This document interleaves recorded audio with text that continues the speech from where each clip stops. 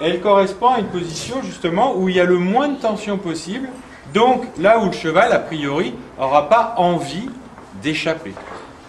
Alors ça c'est important parce que vous tous, vous curez les pieds, vous tous, vous faites éventuellement des soins, vous faites éventuellement des tests, et ça, ce sera systématiquement la position à aller chercher pour ensuite commencer un test ou un étirement ou un test articulaire. Jean-Michel Boudard, merci de nous accorder quelques instants. Vous êtes en plein stage avec des élèves qui sont là pour un séminaire dans le cadre d'une formation qui s'intitule « Initiation à la palpation et au stretching du cheval et du cavalier ». Comment se décompose cette formation ? Alors la formation se décompose en 4 jours, donc c'est 2 fois 2 jours. Donc les 2 premiers jours, c'est une vision théorique du minimum à connaître pour comprendre les actes et les gestes qu'on va faire plus tard.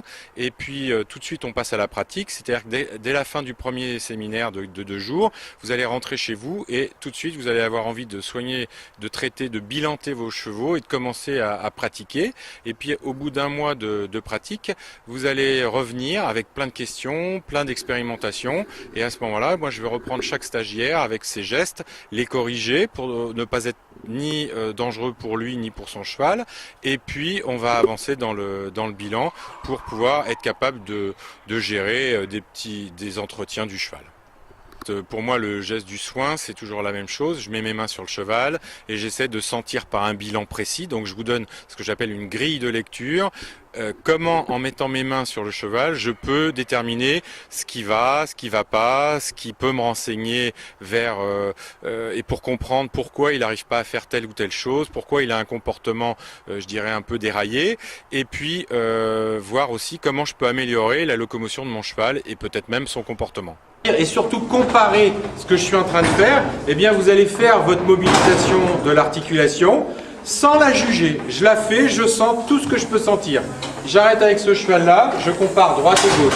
Je vais sur un autre cheval, je fais la même chose. Droite et gauche, je compare. Tiens, c'est plus tendu ou moins tendu, c'est plus facile, moins facile, ça fait mal, ça fait pas mal. Et je compare déjà entre les deux chevaux. Puisque chaque bilan va me permettre de savoir quelles sont les tensions musculaires, éventuellement les douleurs articulaires ou les asymétries au niveau des articulations du cheval qu'on testera une par une. Et suite à ça, eh bien, on va déterminer en effet un soin qui sera adéquat et spécifique au cheval pour l'aider à aller mieux et à retrouver son équilibre postural. Quel est le public concerné ?